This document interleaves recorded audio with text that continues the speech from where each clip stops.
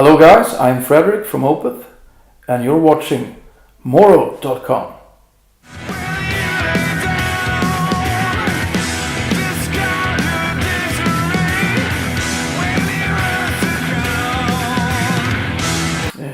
I was interested in the guitar at a pretty early age, I would say. Maybe 4 or 5 was like you were listening to what your parents were listening to. My mom and dad listened to the Beatles and all kinds of stuff. But the one thing that got me to playing guitar was actually Angus Young from AC/DC and also Ace Frehley from Kiss when I was 7, 8. It was like a magic thing or something. But the people who inspired me to practice a lot was when I saw Michael Schenker play at a show in the 80s, and he had this great tone, I thought. And I was just amazed by how you could do that with a guitar. And that was the moment when I realized I have to start practice.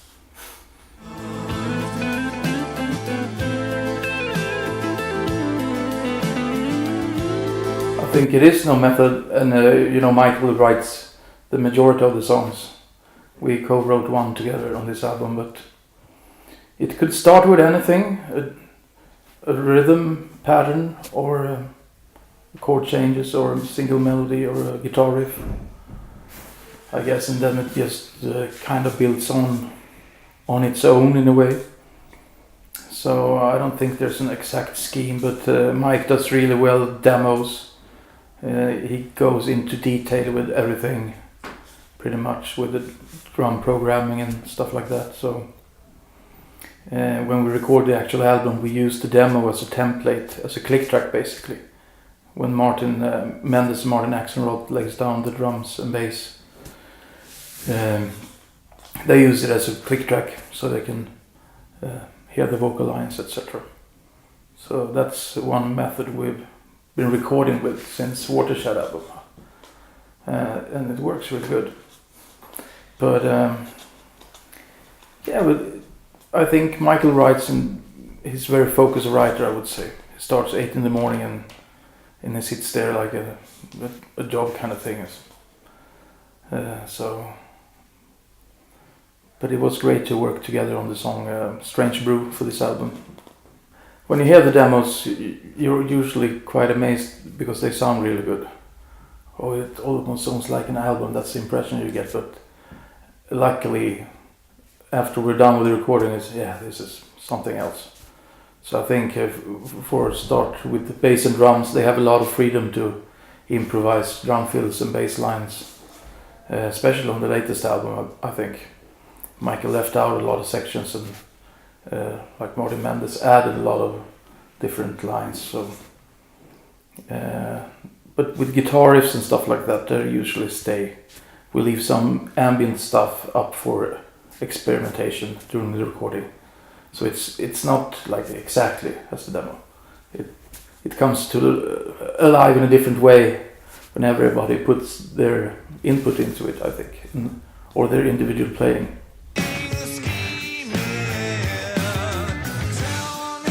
No, I wouldn't say it's a concept album. No, not really. It's the title Sorceress kind of connects with the Nepenthe story a little bit regarding the Greek mythology. But it's definitely not like the lyrics are connected in a way, I wouldn't say. Then again, Michael wrote the lyrics, so I don't really want to talk about his lyrics in detail. It's a personal thing, you know.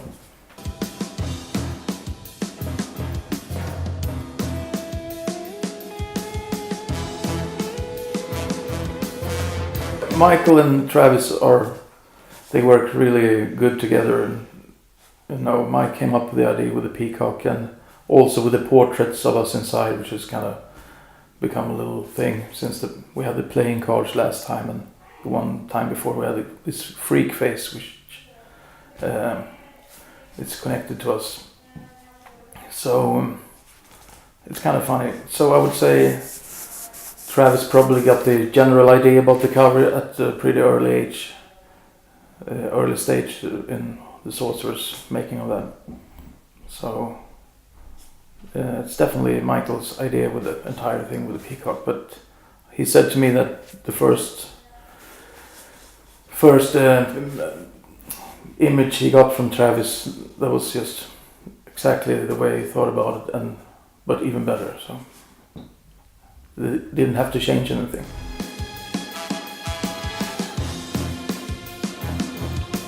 But we have the visuals of the Peacock in the show tonight. We have this light LED screen system called Dream Panel Twin, but that during those songs when we play the song Sorceress, you have the lyric video images going on, so you can see the artwork. So it's in there. It's pretty new for you to use a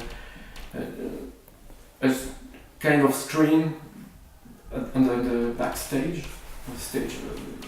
Yeah, we had screens before, but this technique is different. It's basically 40 different lamps in this size, with a LED screen on one side, and on the other side it's a LED lamp, and they can rotate 360 degrees. So you can do a lot of different creative stuff with it. So for this tour we wanted to spend a little extra on the production.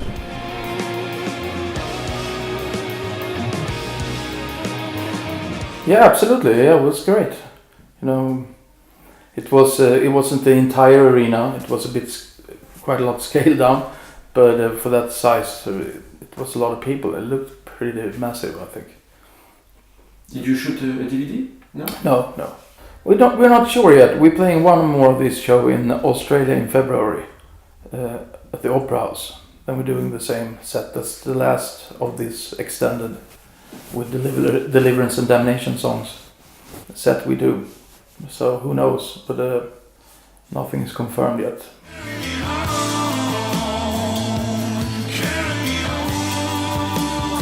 Yeah, I think we always had great shows here, and the crowd it's a really good energy, I think. Last night when we played was actually one of my favorite shows on the entire tour. It was a good atmosphere. Yeah. And this is a nice venue to play to, so luckily this time we get to play twice, so it's great, you know. We're really happy about that. And no surprises regarding the set list? Or? Yes, we will change up the songs tonight. So we're playing, I think we alter at least 4 songs different. Okay. And we didn't rehearse them either, so we want to put ourselves on the test a little bit.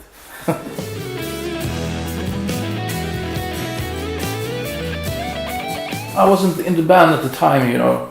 I really shouldn't talk about it, but from an object side, maybe those were mixed.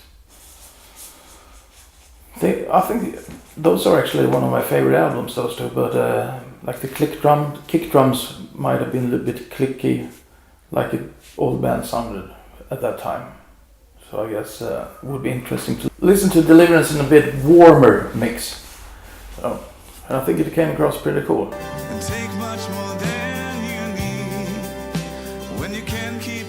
I know Mike listened to Prog from the first album, like Wish Upon Ash and Camel, you know. So I think it's been there all the time in a way, even though early albums are more in the vein of death metal, but he always had the calm part versus the more aggressive in a way. But more now, of course, yeah, it's more proggy. But it's still it's not just prog rock. It's hard rock prog and heavy prog, I would say. It has a lot of ingredients, I think, the music. But the band needed to do something different, I think, after Watershed. So Heritage was the start of that. And now we've done 3 maybe similar albums, but not really, but without the growls at least. So we'll see what happens in the future. We don't know anything about the next album yet. So. Okay, you're talking as if it was the end of an era? No, I don't think so. No, it's but you know, the past is also important. It's a big part of Opeth. So when we play live, we play a lot of the old songs as well. But it's really fun to play the new stuff. The songs from Sorceress is going down well, I think, live. But it's also the way, since Michael is the pilot of the band, he has a massive vinyl collection and collects all kinds of different prog, which is really interesting to play with him because he introduces me to a lot of different stuff. And might be one of the reasons as well, what you listen to.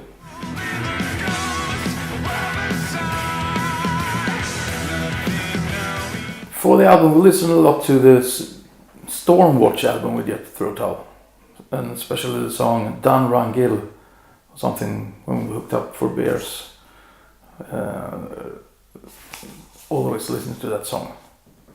So that was, I think, a bit of an inspiration for the song Will O' the Wisp on the new album. To yourself and points to the source of the deep.